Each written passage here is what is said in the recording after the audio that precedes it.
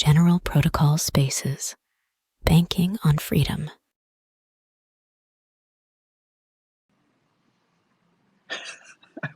Forget about it. All right, let's just go ahead.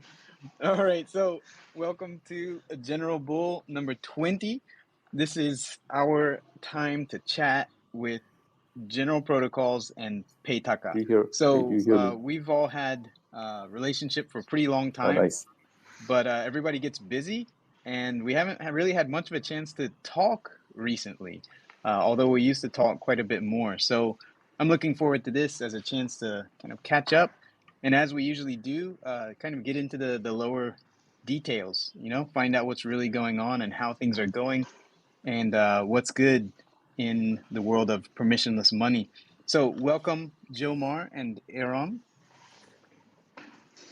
Thank Thank you. you for having us. Hi, can you hear me? Yeah, Yeah, yeah, Okay, yeah, good. it's all there. Okay, Yeah, good. all good. thank you.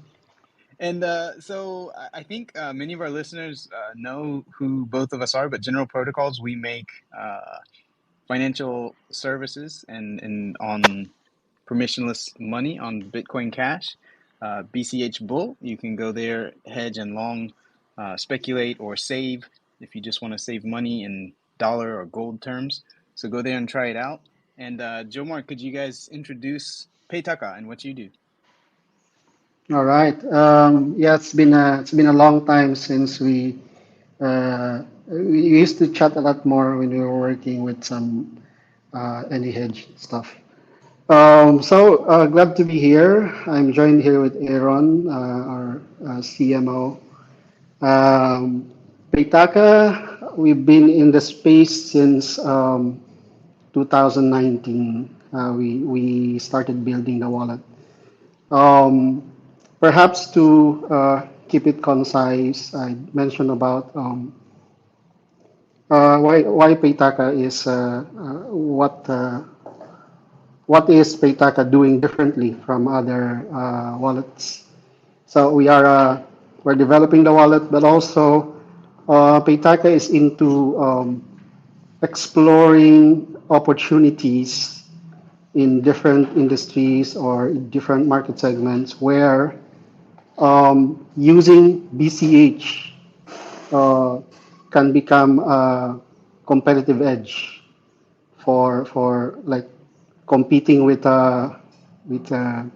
existing players. By using Bitcoin Cash, we can one of the most powerful things I would say in BCH is that it's cost effective. So it's an electronic cash. It's a digital money that can cut down on the costs of payments processing. And so there are many industries we think, and we have started like dealing with one of those to save on payments processing and then translate that into savings for our wallet users and customers. So yeah, we formally launched the wallet like in 2022. So there was a delay there because of COVID and because it's tough to build a wallet in general. Um, and since then, we have been like building towards realizing the kind of business that we want to do. Fantastic. That's great to hear. So did you say 2019 was when you first started with the idea? Yeah, it was 2019. I Mm. didn't know We that. That's started the same. building. Yeah, that's well, 2018, 19. That's the same that GP was first starting to boil. So that's very cool. I didn't know that it was that early. We were in stealth mode. I Yeah, see. we were working on a different before the latest iteration of Paytac. It was a different kind of wallet. Okay, right. Okay, got it. All We're right. Well, trying thank you for the to. introduction. Mm. And Aaron, could you? So yeah, as I was saying before we started the show, it's the first time we got a chance to talk. Could you quickly introduce yourself and what you do for Paytaka for our audience? Yeah, sure. Originally, yeah, I'm a media practitioner. I used to work in glossy magazines when people used to read. Yeah, but now people don't read anymore. So I'm more into marketing. I'm a marketing guy. I'm also into sales. I used to be the marketing manager of Nissan and Chevrolet here in our region. And then Jomar is my schoolmate in university. So when he talked to me, he said he needed a guy to, basically market stuff because he's kind of a, then he was a shy guy. Yeah. And now I told him I'm gonna pimp your company. Yeah. So that's what I do. Yeah. So I go around, talk to people, build networks. I Jomer is very active in Twitter, and you can X now, and you can see the things we've done. We've talked to government agencies. We go to schools. We go to bazaars. We partner with a lot of. We partner with clinics. We hit with skincare clinics, skin and laser clinics, with hospitals. Practically, I'm pimping Paytaca to anyone, anywhere. So I've basically, seen Jomar on the stage several times yes, for some exactly. government events and I think Yes. university events. Was it you Yeah. that forced him onto the stage? Was that how that went? No, actually, Forced some me. events, yes, but the events that he's talking to are very technical, very academic. Because Jomar actually, without raising his chair or what you call that, no, he's what you call the authority on blockchain technology here in the region.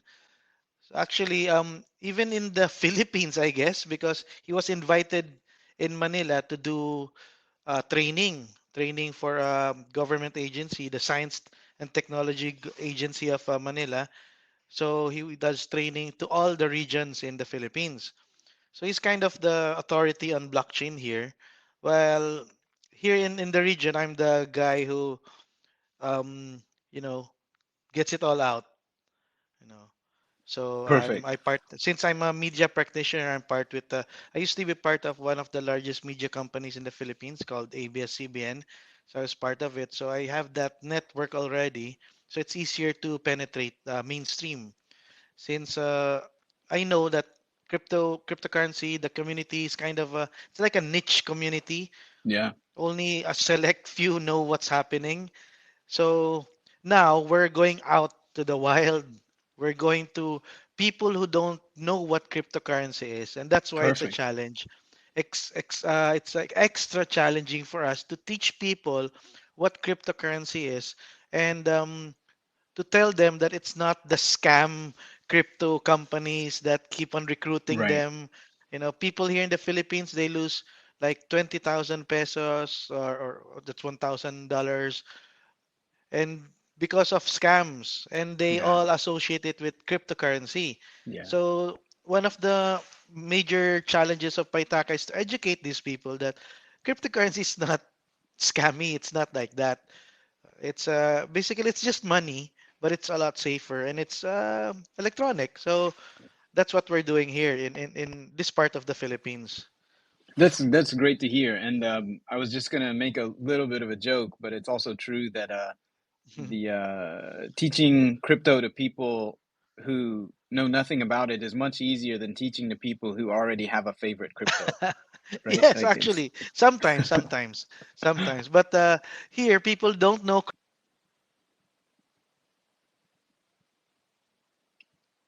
Can you guys still hear Aaron? I can't hear him anymore. Oh, where am I? Hey, he's back. Oh, he's back. Ako? I'm back. Yeah, Speaker. I'm back. we can hear you. Okay. I can't hear myself. It's so weird. Oh, what's happening? No, they're thumbs down. Oh, no, thumbs up. But now the Okay. thumbs up. Anyway, They can so hear what? you. Where was I? Talking Yeah, about the I was saying scam how thing, right? it's Yeah. approaching Anyway, new users that's who one of don't the know about challenges, crypto. especially when we do exhibits in malls. Old people approach us and tell them, "Where's our money? We invested in crypto." So it's hard to tell them that it's not us. No. Sometimes there are like there are dozens and dozens of tokens out there, recruiting people to invest in crypto, telling that it's crypto, but it's actually not. So we are here explaining them that we're different and it's not it. And Paitaka basically is not an investment company. People approach us asking how much should they invest in. We tell them you can invest, any amount. So where do they give the money? Keep telling them that we're not an investment company. We're a wallet. No, we're a fintech company. So that's why it's extra hard for us because we go around the region talking about crypto, but we're slowly getting their trust. That's why lots of merchants are coming on board. Jomars has been posting on X about all our merchants that's coming on board. And in fact, I was talking to another merchant who wants to come on board. So maybe within this week, we'll be having another additional three merchants coming on board. So yeah, this Okay, is good. We're getting there. We're getting there. nice. Can you hear me now? I just wanted to make double sure since we had a connection issue. Yeah, we hear you. I can. Okay, Aaron, can you hear me? Okay, Um, I don't think he can hear me. yeah, but we can hear him. We can hear him. Yeah. Oh my God, So, Twitter y- Spaces are amazing. yeah. So you Okay. see how like Aaron really fits the job. He's really fired up with like spreading the good news about Bitcoin Cash, and he's been really very helpful because public speaking and like promoting products in public is not my first nature. So Yeah. Yeah, yeah, it's for sure. but I'm like loving the work of like getting this thing out and talking to people, especially explaining like the technical side of things after we um, explain like the basics. People are gonna be asking about the details, like how BCH works, why like the why things, the why stuff. Like you need to explain to those who are interested. Um, yeah, and I think that the work we are doing now, like mostly on pushing towards the marketing side. Um, Although I'm more of the product development guy, I'm also equally excited about marketing the product and then having the revenue coming in basically. And then it provides us the additional knobs to tweak in terms of making the whole business sustainable. So not just about building the product without the revenue. So it's like this is more on the entrepreneurial side of things, and I just discovered that I enjoy it as much as I enjoy product development. Yeah, okay, that's nice.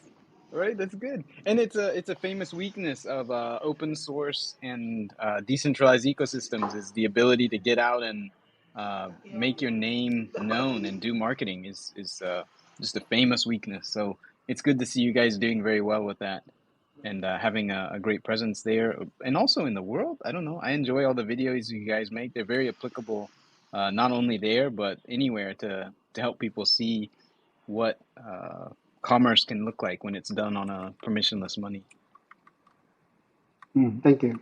So I wanted to ask you about the just generally, right, for people who don't know the business model for Paytaca, right? Because like you said, and like Aaron said, and like many of us have experienced, to try to help people understand, they're like, well, I don't trust it, I don't know what you guys are doing, I don't know why you do this, it doesn't make sense to me, or something like that, right? They don't see it because it's very hard to see the future, right? When you try to explain email to people, they're like, what do you mean I can write a letter, why do I need this complicated thing? And it's like, well, trust me, it's going to be better. And they're like, why do you care? And you're like, well, because it's going to be better. Is that not good enough? So, but people often are reluctant to to get involved or to buy into something, right? And I don't mean like buy in as an investment, but to say like, oh, okay, that's a good idea. Uh, and especially with the amount of scams and so forth that Aaron mentioned. So, could you explain a little bit about what's the business model for Paytaka? How does it work for you guys? What's how do you guys earn a living? Yeah. When we talk to people and we say we are an e-wallet company, what they normally think is that we're gonna charge a fee every transaction, and we always explain that no, that's not how it works. We are not going to charge fees every transaction. And it's like they always find it surprising. Like naturally, the next question is going to be, how do you plan to make money from this? And so we we plan to make money by building um, what we say platform or services on top of the wallet where we can charge a certain fee or markup on the prices. So one of the things, there are many things that we'd like to explore in the future and see if they work. But the closest thing that we're gonna launch within this quarter is our marketplace. It's it's a way for our merchants that we have onboarded to sell their products. Um, and then the users of our wallet will be able to order directly from within the app. Oh, And okay. yeah, and then we are charging we are charging a markup on the price, like 10%, like our introductory rate. But that's like very competitive compared um, to other platforms who are operating in the space where their markup price is at least 25%, up to 40%. So Right. it translates to huge savings to our users.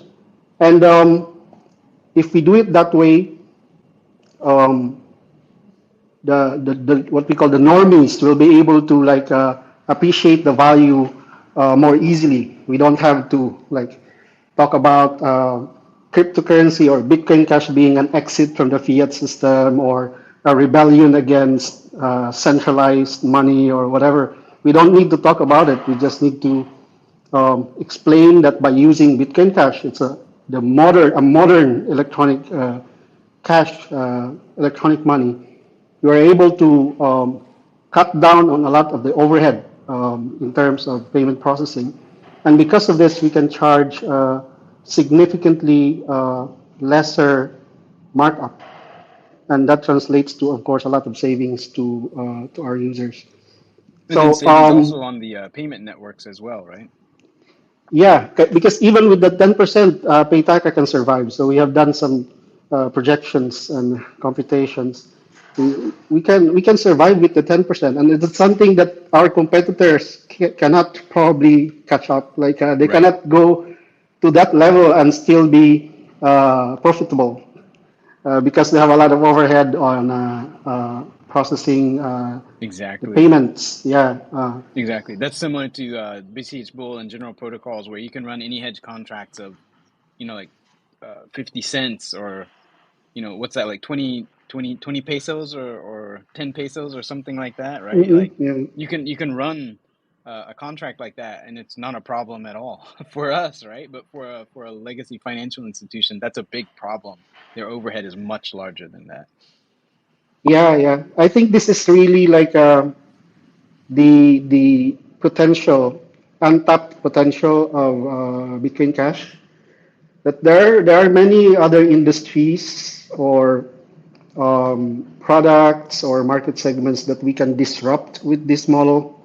Um, it's like there's a lot like there's so many. It's a blue ocean, so to speak. Like for anyone who knows how to build products and has a little bit of like entrepreneurial, side, um, can Yeah. explore this and exploit and disrupt many industries this way. Absolutely. Yeah, I always say that too, right? There's so many opportunities available, and it's one of those rare times in a industry's history where, you can just look out and say, well, surely someone has done that before. And usually that's the case. Usually someone has not only done that, but they've done 10 variations of that. but here it's more like, has surely somebody has done that? No, no, they haven't. You can do that. The opportunity is right there if you want to go for it. Yeah, absolutely.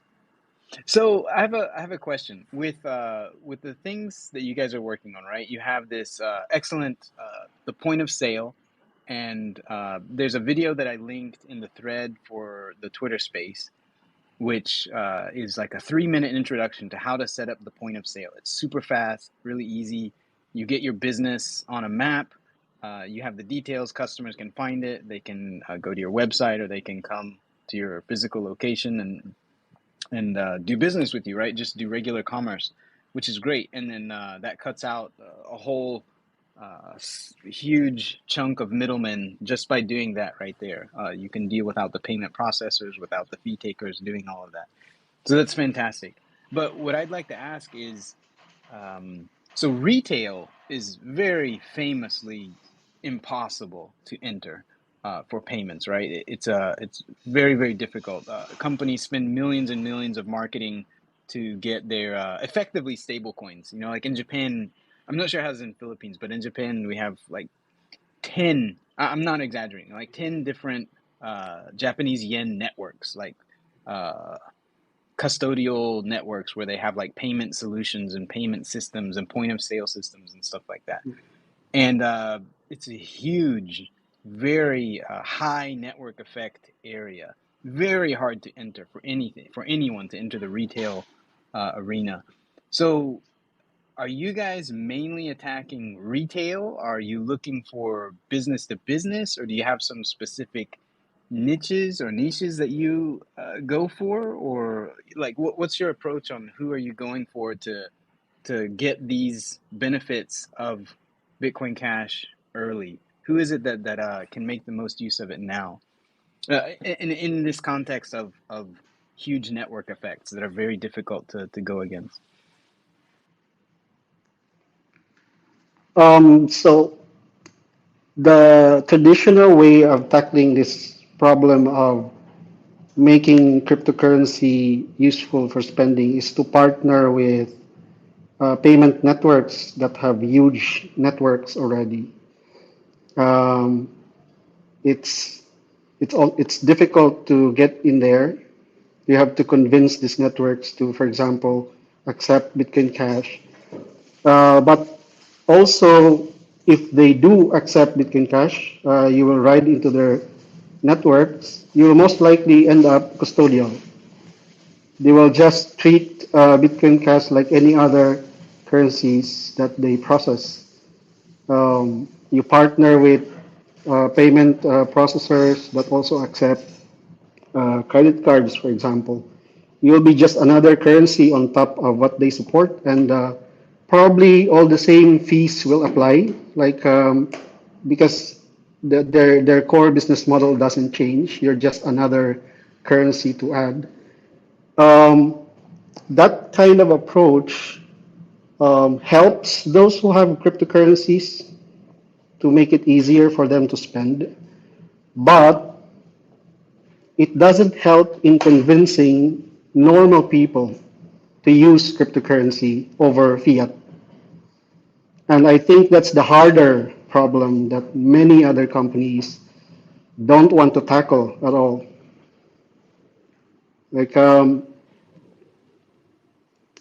it makes it easy to spend, but then there's no advantage. In fact, there's more disadvantage if Yes. you use crypto, right? Yeah. I think that's why the niches are important, right? Like Mm. finding the right people that are actually going to benefit from it right now. You know, they don't need to have it as an imaginary thing or a philosophical thing. They're going to benefit right now from it. This is Yeah, a yeah. famous right. You new businesses, new models, new anything that is going against some kind of network effect has to start in a niche and find its success there. But Mm. most of what I've seen on the videos has been, but so that's I think a general truth. But then I've also seen with Paytaca in Tacloban City and then in Townsville, Australia, right? That you guys have both achieved this kind of counter. um, against the narrative, right? It's like, okay, so Mhm. retail is impossible, and then I go to Townsville in Australia, North Queensland, and it totally breaks that model because you go there and you can literally just do all the things that you need to do in Bitcoin Cash directly with these merchants, not through some payment process or something like that. They once they get involved, they just want to do it with Bitcoin Cash directly. So we stayed there for several weeks doing some work with general protocols, and we literally were not spending um, Australian dollars at all the whole time. We were just using Bitcoin Cash. So then there's Wow. these places that break the rule and show like, okay, well, no, it actually can happen. Is that is something like that going on with you guys? Are you kind of breaking that rule and just making it happen even though it's difficult, or what's the story there? I think it's going to be the same story. Like we are almost in Tacloban City. We're almost at the point where uh, most of the things that you need you can buy with Bitcoin Cash. So we are like, especially now, it's like increasingly easier to onboard merchants. It was very difficult in the beginning, but as more and more merchants join our network and more and more promotions we are doing in the community, in the region, um, merchants themselves are like coming to us and asking about becoming a merchant in our network. And so, but I think the the kind of merchants that will really benefit from this arrangement, from being a for being a merchant in our network, are those who will be able to sell something in our marketplace because they also list or sell in other services like Grab Food or Food Panda, um, but they suffer the high markup rate of these services, and but for some businesses, it's advantages to be in those platforms, and so for now, Paytaca provides a cheaper and more efficient option alternative, and so those merchants that can benefit the most from the marketplace are the kinds of merchants that we prioritize in onboarding. But this will trickle down also. If we have we have many merchants who participate in the marketplace simply because it's easier for them, and also because they are able uh, to sell at a cheaper price. Um, then it will trickle down to other merchants who may not necessarily list in the marketplace, but because there are many people who load up their Paytaka with Bitcoin Cash just because um, the marketplace is attractive to them. It gives them more value. Then they will find other places to spend their Bitcoin Cash on. And we have a number of these brick and mortar shops who we have onboarded where you can spend your Bitcoin Cash. So I think I don't know how exactly the Townsville setting is doing it in terms of pushing for like uh, value to the users.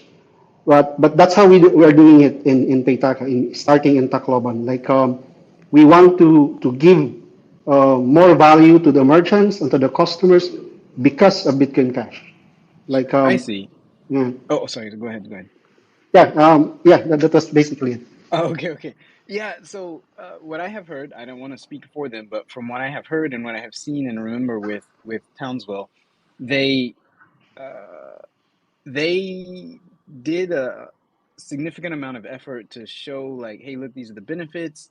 And also you might want to be aware that CBDC is coming. You know, those things you said that are kind of uncomfortable to mention, but Oh they're yeah, totally yeah. true, but uncomfortable. People don't like to talk about uncomfortable things. But, you know, CBDCs are coming. They don't want you to have cash, etc., that kind of stuff. Or they had several messages. But I think in the end, what I have heard is that once merchants kind of keyed on to the idea and they realized, oh, this is just money, and this is money Mm, that's in my control. Like I'm the controller of it. There's nobody else holding it and nobody else who can tell me, because it just takes one experience of, going to a bank and saying I'd like to withdraw this amount or I'd like to deposit this amount, and they tell you no. It only takes one of those experiences to kind of slap you a little bit and wake up and realize, oh, this isn't actually my money. This is somebody else allowing me to use money. So I think once the merchants kind of grokked onto that, they the issues went away. They just wanted to accept Right, BCH, right? right. Because they had this whole setup for, okay, will you accept BCH, and then an underwriter will buy it from you at the price that Hmm. you did the transaction, and we'll do that so that you just have Australian dollars and whatnot. But then none of the merchants use it. They just, once they actually get into it, they're just like, no, no, no, I actually want the money. I want the Yeah, BCH yeah. myself. Is that the same kind of thing that you find We once had, people get yeah, into it? yeah, we had the same experience. Like in the beginning, Aaron and I was like thinking how can we help merchants manage the volatility risk? So we're thinking about like explaining how how they can like cash out if the price goes down, that they have to monitor the prices. Um, and then we also explored the underwriting aspect, like we could offer that to the merchants. But actually, um, most merchants are happy to hold Bitcoin Cash in their wallets. Uh, like we don't even need to like go to them and check on them about this. Um, when we ask them if they want to cash out, most would just say no. We will keep it in the wallet. Right. They just cash So out when they need the money. So this is actually an interesting observation. I'm kind of wondering if you ever observe a bias in which merchants are more likely to do this, because I think one usual complaint about keeping the BCH is that some merchants are more sensitive to volatility than others, particularly those that are low margin. Like if you operate a supermarket, your margin is probably like 5%, and it can be wiped out in one day.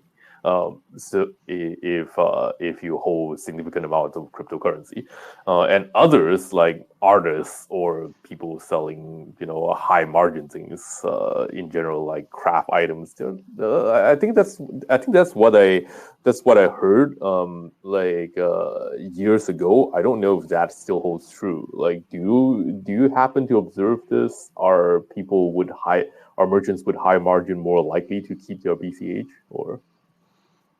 I don't know about their margins, but most of our merchants here like, are into food, the food business, restaurants, cafes, and That's yeah, as thin as it gets. yeah. I don't know, yeah, but at least for our experience here, really, most of them would like to keep it. Like Right. one merchant just asked us to help him cash out because his daughter will be having a birthday. That's it, and just enough money for that, and then the rest is kept in his wallet. Uh, Nice. And you told him, we'll go buy the stuff in BCH.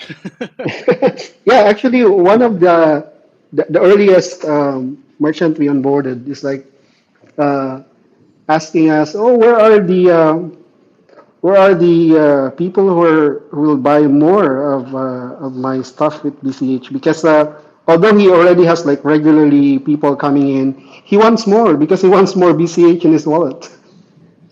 There And was a famous, or at least for me, famous. One of my absolute favorite YouTube clips ever is there's a merchant in Townsville in Australia, and she runs. Her name is Donna, and she ran or runs the this I think several businesses, but one of them is like a kiosk kind of business at this port, this seaport, and when people come in, they get in line and they come to buy stuff, and usually it's the user who's like, hey, do you accept BCH? And then the merchant says yes or no. But in this case, it was a merchant. She's like, hey, do you want to pay in BCH? So she like turned it around and she was asking people who came through if they want to pay in BCH. And yeah, it's the same thing you're saying, right? Because once they click onto it, they're like, wait a minute, I kind of like this. I want my money to be this way. Yeah, that happens, and especially if we start rolling out the marketplace, like these merchants usually post like stickers outside the doors of the shops. Like you can order through, like for example, Food Panda or Uber or Grab. Like they advertise this outside. So once we roll out the marketplace, we expect that many of these merchants who use our marketplace will also be actively like promoting ordering online through to the marketplace. So we are we would like to capitalize on the buzz that we are generating on this. That's Um, great. yeah, and we deployed our machine because we expect that more and more people are going to ask, okay, they see the value of using the marketplace. The next question is, how do I load up my wallet?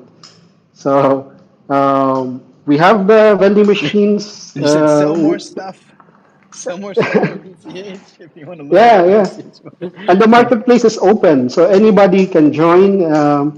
If you're a middleman, for example, you get some stuff from somewhere, like from the direct producers, and then you want to be a middleman, you can list it in the marketplace. So it's open for everybody, and so we are expecting more and more people will be asking how to load up their wallet with BCH. We have installed our machine in one of the earliest merchants we onboarded. So anybody who wants to buy Bitcoin Cash can buy from the machine. And will be launched together with the marketplace is an exchange. It's a P2P exchange where they can buy BCH and send the fiat over through other means like e-wallets or online bank. And so that we think addresses the question of how they can load their wallet with BCH so that they can avail of all these savings they can get from the marketplace. right. Yeah, the onboarding question is at least in many countries, it's a very difficult problem. It's made very difficult because the system doesn't want to let go, right? The system I just use as the name for, all the vested interests in legacy finance, where they don't want to let go. They don't want people to leave the system really. So it's pretty difficult to get out of the system unless you want to share all of your personal information and do video selfies with your ID and so forth, all the KYC and AML nonsense. Is that a significant barrier in the Philippines, or how does that play out there? Here, it's easy to, I guess it's the same for also in other countries. Like it's easy to transfer your fiat money online. So there's a bit of a fee to send from one bank to another, from one e-wallet to another.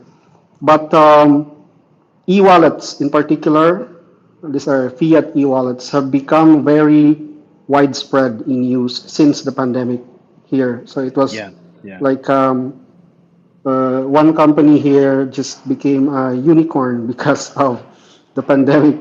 Like they had a lot of usage, and it persists until now. People have become used to e-wallets, and so when people ask about how they can convert their pesos into Bitcoin Cash, they always like ask, I have this e-wallet, I have money in my e-wallet, how can I convert that to pesos? And that thing we hope to address in our P2P exchange.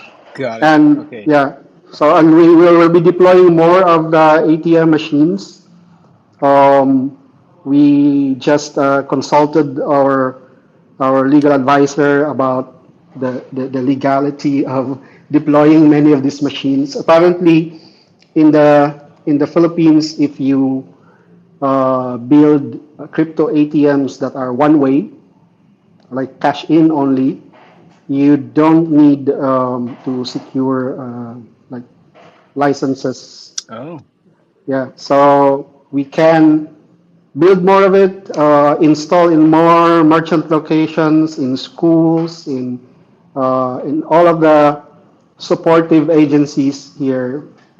Um, then we have an easy way for many people to buy Bitcoin Cash. excellent. Okay, that's great. It's good to find there's occasionally a little ray of light on the difficulties imposed by legacy finance. That there's something you can do there that works. That's very nice, and I guess it's probably due to the popularity of those e-wallets. It's kind Yeah. of a sliding scale where as those things become popular, the system has to adapt to allow for them. And that's the same idea with Bitcoin Cash, I think, or at least for us it is, and I assume it's the same for you, where as it becomes more used, it becomes politically infeasible to just kill it, which is what they'd really like to do. Hopefully, I mean, for now we see this gap maybe in the regulations. Like we are enjoying because there are no strict restrictions about use of cryptocurrency for payments. But this remains to be one of the potential threats.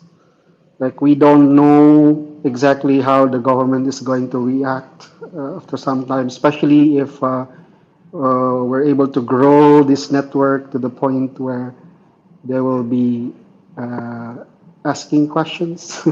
So I'm kind Right. of preparing myself to to answer or to face inquiries about this. But so far, um, we don't see any like pushback or in any immediate pushback. Um, we can expand the network and then see what happens next, basically. Okay. I've usually said this in response to a variety of potential problems in the company. That yeah, that's a $100 million question. We'll answer that when we get to. I So was gonna say the same thing. This is known as the $100 million problem. Yeah, yeah, A very good problem to have, right? right, right.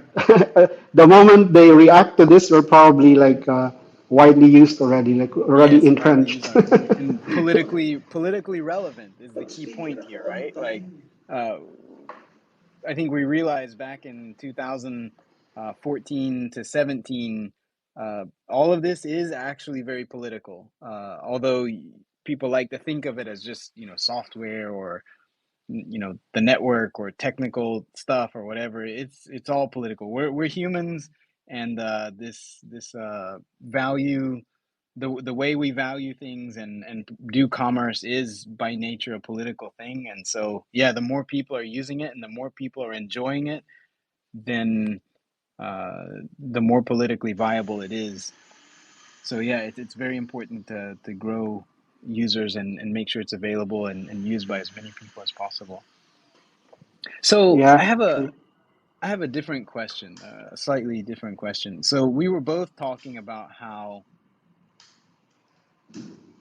merchants and users who get BCH in the end, once they kind of get it, they realize, oh wait, I actually just want this. I don't want to go through an intermediary. I don't want to convert it to dollars or euros or pesos. I just want to keep it in BCH and use it and use this to buy things, use this to buy my birthday presents for my daughter or whatever, or my my supplies and my supply chain, which is what happens in Townsville. They have a number of circular supply chains where they're doing their supply chains in BCH. So people realize that. But having said that, the original reason we made general protocols, we made the AnyHedge protocol, and then worked with DToken, and then later the BCH Bull app. Um, is for stability. The main purpose we made it for is stability, so that people can find stability. But it seems that the people who use it for stability are using it for large amounts. So, for example, they receive a crowdfunding through Flipstarter for some kind of large project that they've committed to, and in a lot of cases, they'll use it there to commit those funds to gold terms or USD terms, or whatever terms work for them, instead of holding it directly in BCH. And General Protocols also uses that to hedge part of its capital in case price goes down, that kind of thing. So, have you seen any amount of that where people with large amounts of money behave differently than the ones that are doing smaller amounts? I think we have seen that already in the merchants we have onboarded. Like I just mentioned, they don't bother, most of them, or all of them, all of them. They don't bother themselves with the volatility, um, because they are like their sales are small, relatively small. We don't. We haven't experienced like somebody who has accumulated a lot of BCH. I guess it will be different by then. Um, Yeah, the yeah. calculus will change by the time there's more economy going on. The value proposition will be different. Okay, but not Mhm. dealing with large amounts yet with the retail users of Paytaca. Sorry, I didn't get it. So most of the Paytaca retailers are not yet doing very large Oh yeah, volumes. Okay. Yeah, yeah. so maybe it's worth mentioning for people who are listening that when people do start to do very large amounts of value, right? Mhm. Um, then in those cases is where it seems that people turn to look for some stability solution. And there's, of course, the idea of stable coins, which has its risks and trade-offs and benefits. And then there's things like BCH Bull and AnyHedge, which offer a different set. And for the people who want to avoid custodians and avoid the risk of a collapse of a stable coin or that kind of thing, that's why we made BCH Bull. And that's where we see people using it for hedging, which is they come on there, they have, I don't know, $100,000 or $500,000 and of BCH, right? They have it in BCH, and for their purposes, they don't want that to be volatile because they have a specific thing that they need to accomplish with that money. Mhm. And so they'll take that and they'll stabilize it in USD or gold terms or silver terms or whatever it is that they prefer. So that's when we see, I think, more interest in the hedging. But then, having said that, we also knew, but we've also found in reality that there's just speculators, right? There's humans love speculating, Mhm. and they use it majority for speculating. They use BCH Bull for speculating, either long or short. So they get on there and they bet on versus gold or BTC or Ethereum or whatever it is, USD, whether the price is going to go up. That's how they use it. Have you also seen an amount of that where, okay, at the end of the day, there's a lot of people who just want to speculate. Do you see the same thing with Paytaka wallet users, or what do you see there? Personally, I sometimes do that. I place long positions, speculate on VCH. But we are not closely monitoring that part. But I have a sense that there aren't that many who are using any hedge, at least from within Paytaka wallet, to speculate. Okay, Um, that's yeah. interesting. So they're just looking at how it's presented, which is as money and for commerce. Yeah. But here's one interesting thing I noticed. Like when we are talking to people, and then they know that we are using Bitcoin Cash as the currency one of the things that always come up is that how do you deal with volatility? That's like 95% of the time that question is being asked. And then our standard answer is that we have a stability solution in the wallet. Yeah, It's right there if you Paytaca. want it. Yeah, it's right there. If you want to use it, it's there. But in fact, not so many people, like the merchants, are not using it. They're happy to hold BCH. Yep. Yeah, Uh, yeah. but at least it's an answer to those who ask. Like, you want stability? It's there. It's accessible within the wallet. So that stops their concern right there. That's Uh, great. And I'm not sure how many people realize it, but yeah, so Paytaca was, I think, the first wallet to integrate the AnyHedge protocol. And so if you open the Paytaca wallet, you can go in and there's the stabilization, right? In the apps, there's the AnyHedge app yeah. inside the wallet, and you can go there and stabilize in gold or USD terms or whatever, just like I was saying before. It's right there in the wallet. So you can already do that with Paytaka. So yeah, I'm not sure how many people realize that's already possible. That's cool. But it's also even greater to hear that people just want to hold it. I suspect that as we found, when people have much larger, like significant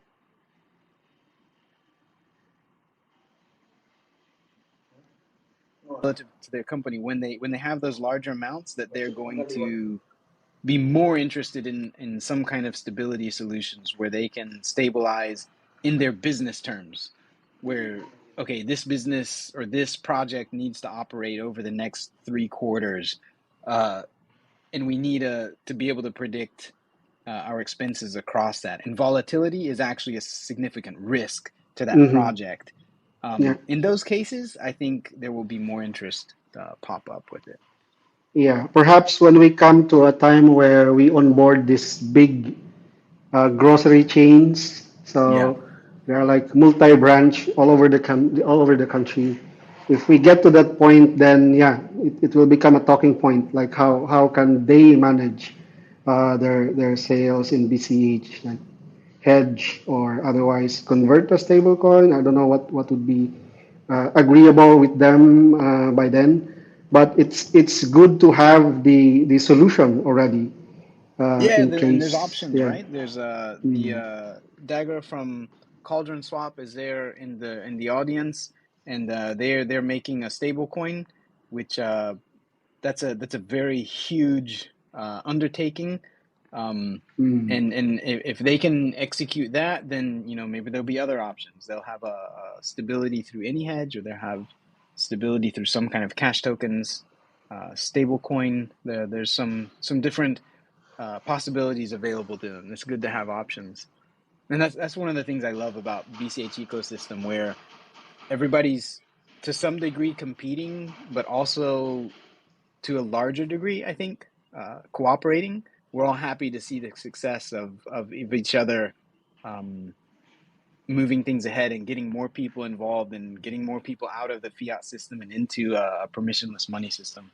I don't know that maybe that's just me, but I love seeing that, and I'm happy to see anybody succeed in that area. So, Jomar, let me ask a little detailed question about just this topic of the retail. Do you have some users or merchants who are doing it, who are doing B2B? Are you aware of the I'm not sure if you're aware of the networks and everybody who's using it and how they use it, but there's retail, but then are there people using it B2B, business to business, in addition to retail? So far, we are not seeing that yet. Okay. That Yeah. was something I know came later with Townsville. So they had retail, retail, retail. And then at some point, there was just like, okay, we have these two retail guys, and they happen to have a also a B2B relationship. And then B2B started to pick up. And then they also had some relationships with like non-retail business, right? The ones who are really B2B, like they don't deal in retail. They have specific contracts, they have specific relationships and specific projects that they work on. And those tended to be large, right? So when they were Mm, doing those transactions and those deals and projects, those amounts involved were significant. And so then that created a new player in their local economy who was like, hey, I have all this BCH I want to spend. And then suddenly they had employees and team members out getting haircuts and going to dinner and having uh, lunch with BCH. So it looked like once they found those B2B relationships, that was pretty significant, because then you start to enter the realm of, okay, I'm not only receiving small amounts, but I'm potentially paying my team members in BCH, that kind mm, of mm. amounts involved. So oh, I look forward to it. I look forward to seeing you guys expand and reach those points of uh, those cycles starting to build up. Oh, there's. I remember there is one company who reached out to us. They're sort of a middleman for receiving payments for online games. So, like, mobile games that involve money. Hmm. And so they started, they, they, they, they called for a meeting with us to discuss the possibilities of using Bitcoin Cash to receive payments. And but they were expecting something differently. Like they want to use Paytaca as a bridge between uh, e-wallets. So in fact, it was the fiat e-wallets they were after, Right. but they were thinking that maybe Paytaca can be used in between. Um, at that time when we had the meeting, I said we are not doing that. Like we don't have the license to operate Right. in that space. But then later on, I realized that after we launch the P2P exchange, it will be possible for people to buy through e-wallets, to buy BCH from e-wallets into their Paytaka, and then they just have to accept Bitcoin Cash in the games, and then people will be able to spend from Paytaka. That And was that kind could of be Bitcoin Cash, or it could be Cash tokens, right? They could have their own personal token or whatever, right? That would also yeah, work. yeah, yeah. That would also work if they have the need, like to use specialized tokens for their games. Yeah, that makes perfect sense. Um, and it's a big market. They told me about the volume. It's in millions every day. So I don't know. Maybe after we launch the exchange, we will discuss this again if they want Okay. that set up. So on that topic, we have found at General Protocols, I have a kind of a negative view of things. So maybe not the best view, but the legacy finance system is something like a spider web, in the sense that you touch it once and you don't get out. You're never out after that point, right? Like Mm, you're always trapped in that system from then on. Like all of your business starts to get trapped in that system. yeah. But what's kind of your relationship or Paytaka's relationship with uh, I call it legacy finance, right? The fiat system, so to speak. Like, what's your relationship with that? Like, do you strictly avoid it, or do you interact with it in very narrow channels where the regulations are okay, or do you just open up and say, hey, we have to play the game, or how does that work for you? It's more of the first one. We strictly avoid it. Right. So by building our systems, our apps in a truly non-custodial way, we are in the position of outside the definition of the regulators for Right. what it would consider as like a money service business or a virtual asset service provider where they Right. can require KYC or licenses. So we exist outside that definition because we are not a custodian. The funds are not going through us. Even the Exactly. marketplace is totally non-custodial. The funds go through an escrow. There's a third-party arbiter that's not us that can settle disputes. The P2P exchange is also working in the same fashion. So we intentionally built our products to be non-custodial in order to stay in that uh, how do you call that? Like Like the uh, non-custodial regime, like the yeah. Also, I call it outside the wall. Like we live outside the wall. okay. Yeah. Exactly. Yeah. So that's so as far I as see. our relation with the legacy system, we're like in parallel. We are not with them. We are not integrating with them. We are existing in parallel.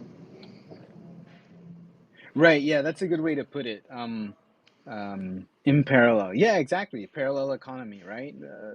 Setting up things that allow people to have an option to run commerce and build economy in the way that they want to do it, if they want to do it.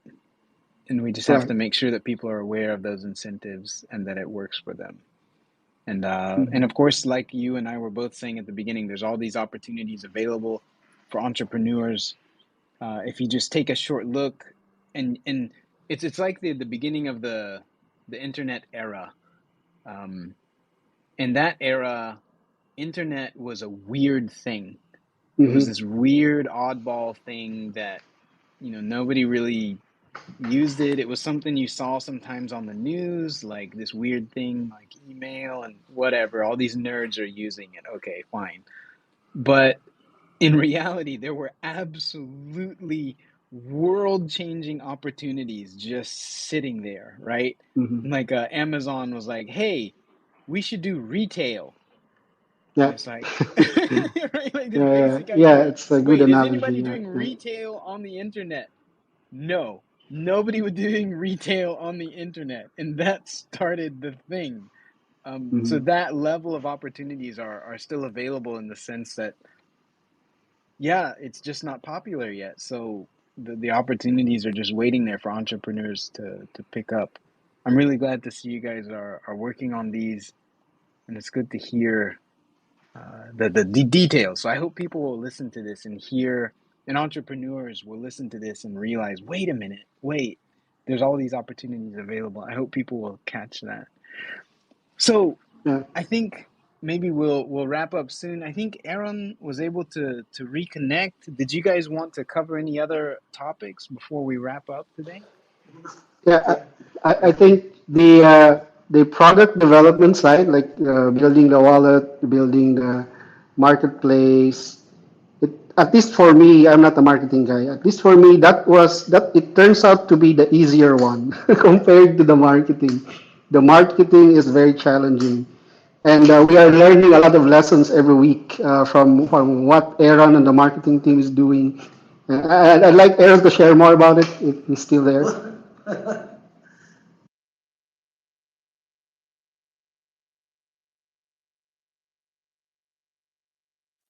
Aaron, I can't hear you.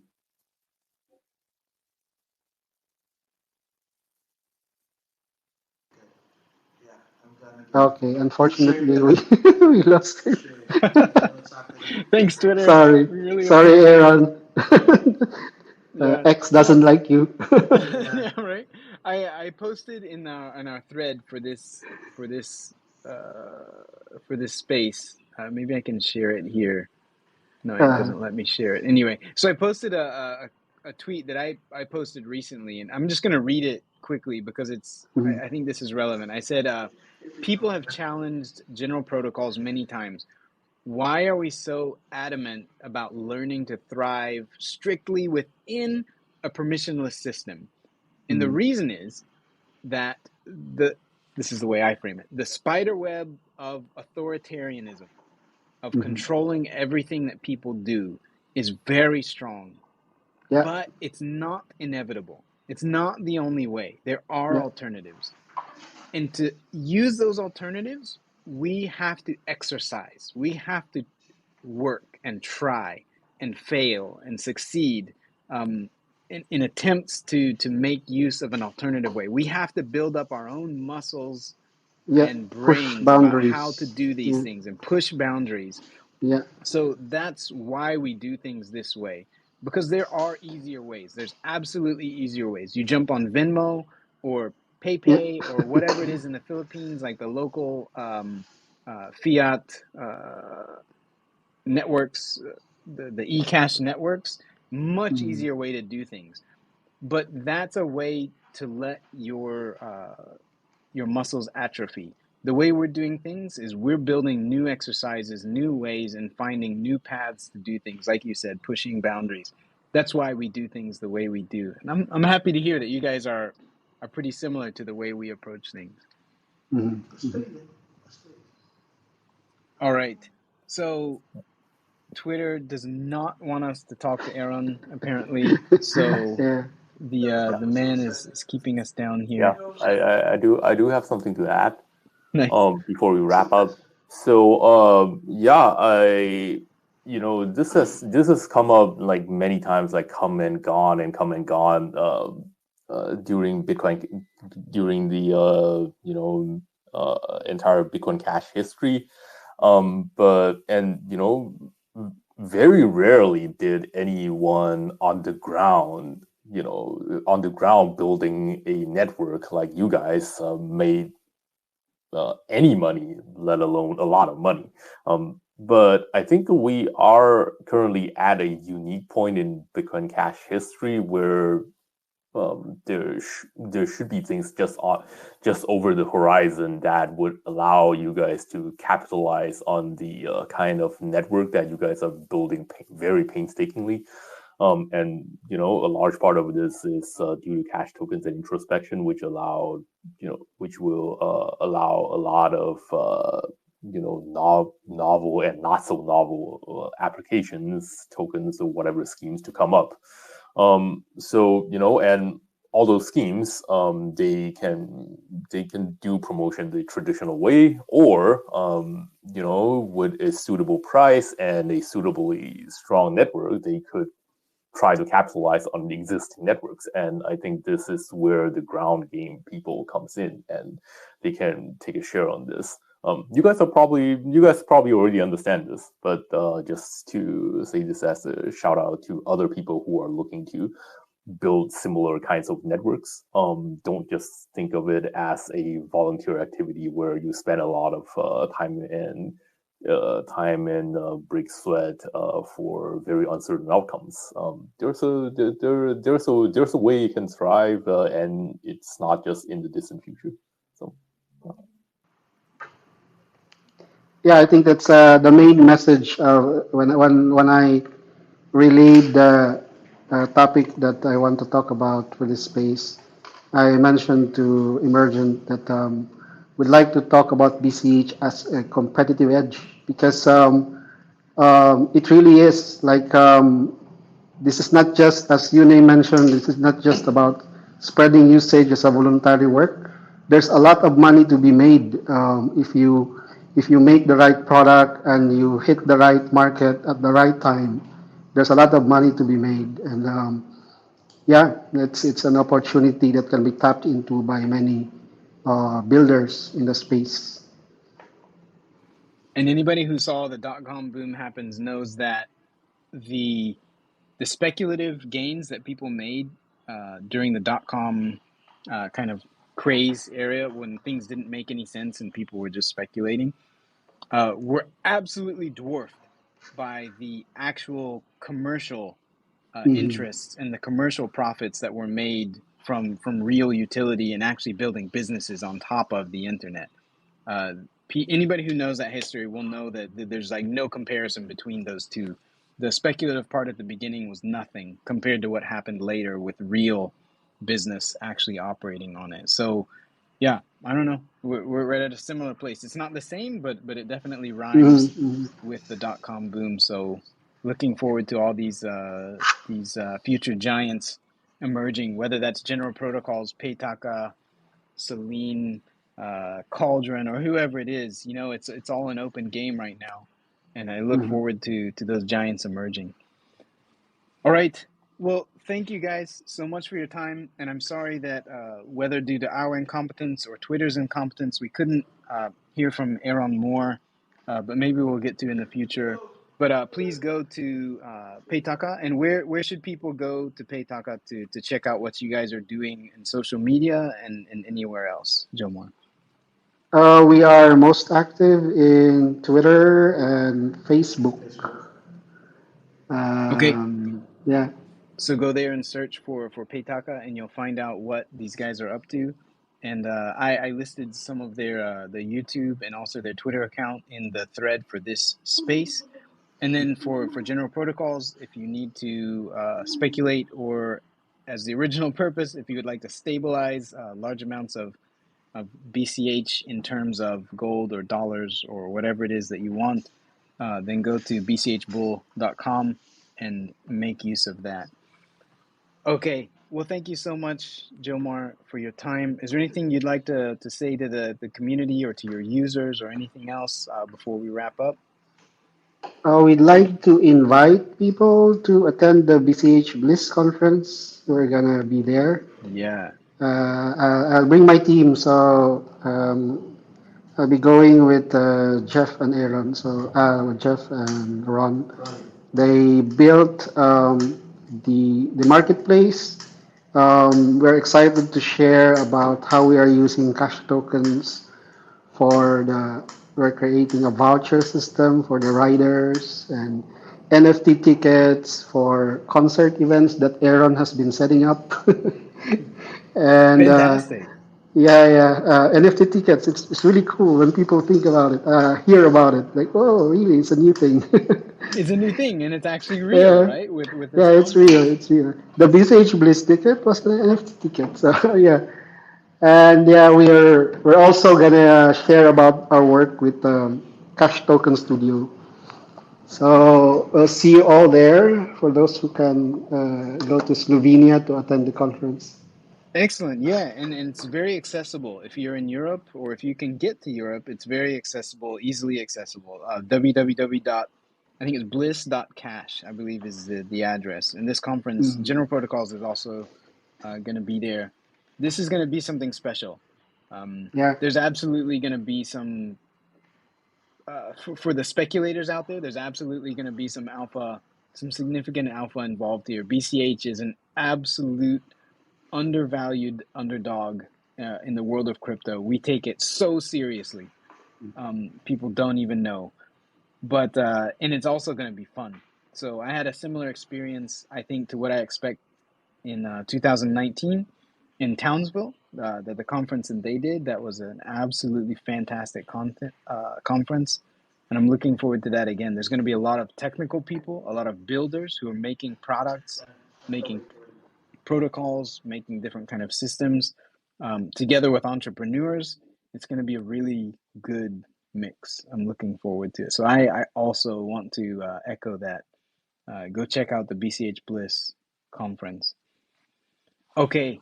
Well, thank you guys so much for joining us and letting us know about how Paytaka works and what you guys are up to and how it benefits users. We really appreciate your time. Yeah, thank you for having us. All right. Well, take Thank care, and you. we will talk with everybody again next week. Take care, everyone. Goodbye.